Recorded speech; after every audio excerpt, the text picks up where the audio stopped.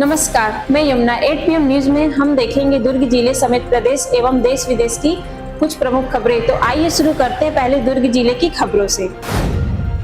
धान खरीदी का मौसम शुरू होने वाला है, लेकिन अब संकट गहराने लगा है। 15 नवंबर से शुरू होने वाली खरीदी से पहले ही सहकारी समितियों के कर्मचारी और अधिकारी सरकार के खिलाफ मोर्चा खोल चुके हैं। 4 सूत्रीय मांगों को लेकर वे हड़ताल पर चले गए हैं और इसका सीधा असर किसानों पर पड़ने वाला है।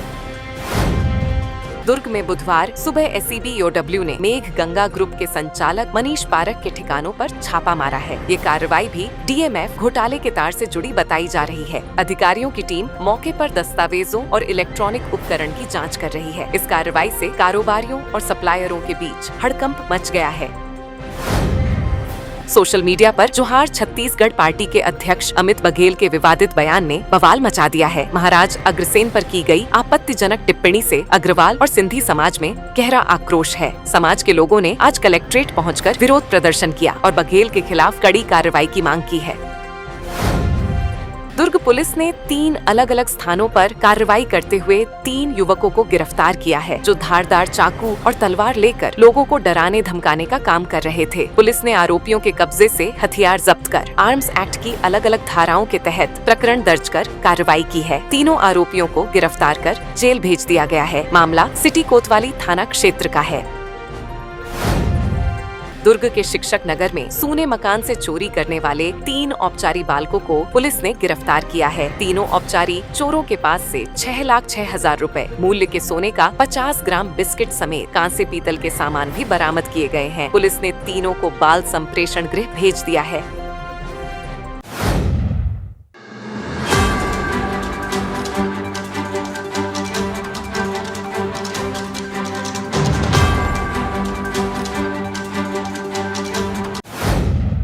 अब नजर डालते हैं प्रदेश की खबरों पर।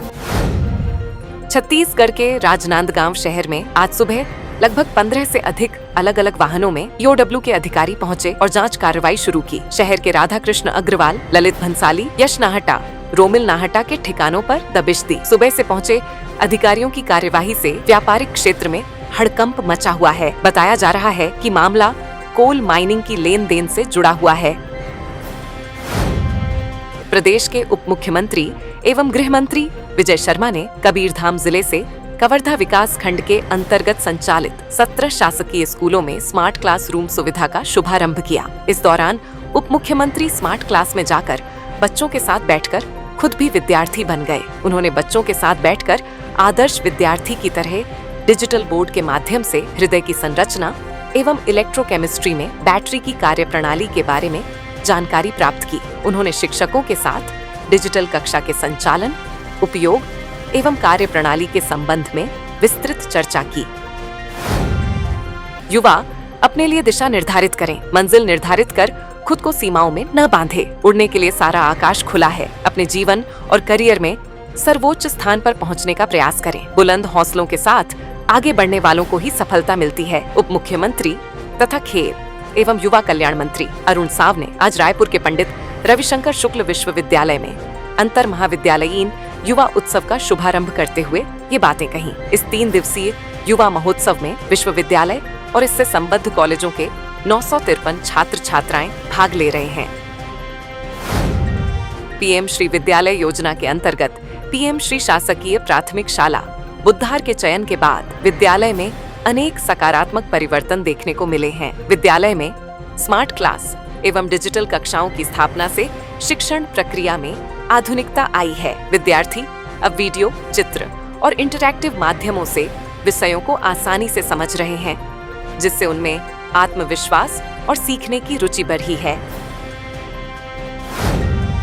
बिलासपुर जिले के मस्तूरी में कांग्रेस नेता पर दिन दहाड़े हुई गोलीबारी की घटना को लेकर छत्तीसगढ़ प्रदेश कांग्रेस कमेटी के अध्यक्ष दीपक बैज ने सोशल मीडिया पर सरकार पर सीधा हमला बोला है। उन्होंने लिखा कि यह वारदात साबित करती है कि अब राज्य में बंदूक का राज चल रहा है। नकाबपोश हमलावरों ने खुलेआम 10 से 12 राउंड फायर करते हुए सरकार के गाल पर तमाचा मारा है। उन्होंने कहा कि जनता दहशत में है, न्याय लापता है और अपराधी खुलेआम घूम रहे हैं, जबकि सरकार उनकी सुरक्षा में लगी हुई है।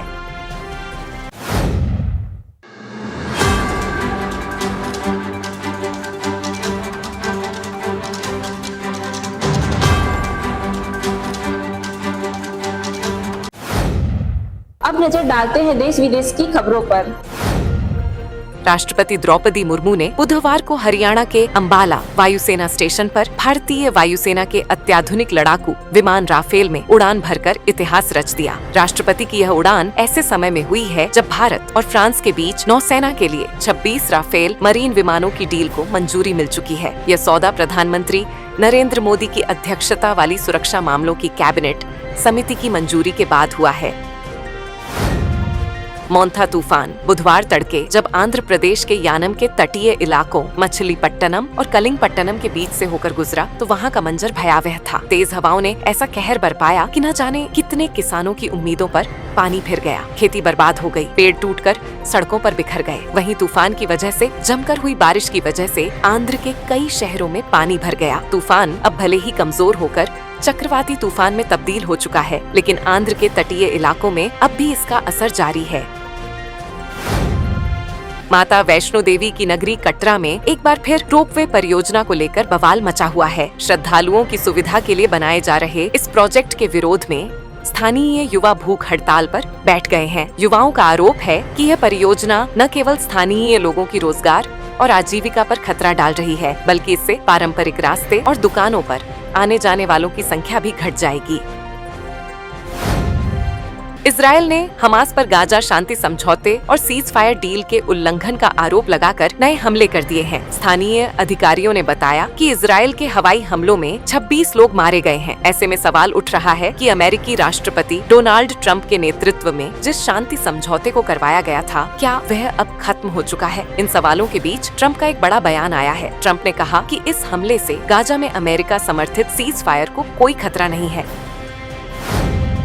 ब्राजील के रियो डी जेनेरियो में एक पुलिस कार्रवाई में कम से कम 64 लोगों की मौत हो गई है। ब्राजीलियाई पुलिस और सैनिकों ने रियो डी जेनेरियो में एक मादक पदार्थ तस्करी गिरोह पर बड़े पैमाने पर छापा मारा। सुरक्षा बलों ने गिरोह के नियंत्रण वाले कई इलाकों को घेरा और जब वहां प्रवेश किया तो फायरिंग शुरू हो गई। गोलीबारी में कम से कम 60 संदिग्ध और 4 पुलिस अधिकारी मारे गए। पुलिस ने कम से कम 81 संदिग्धों को गिरफ्तार किया।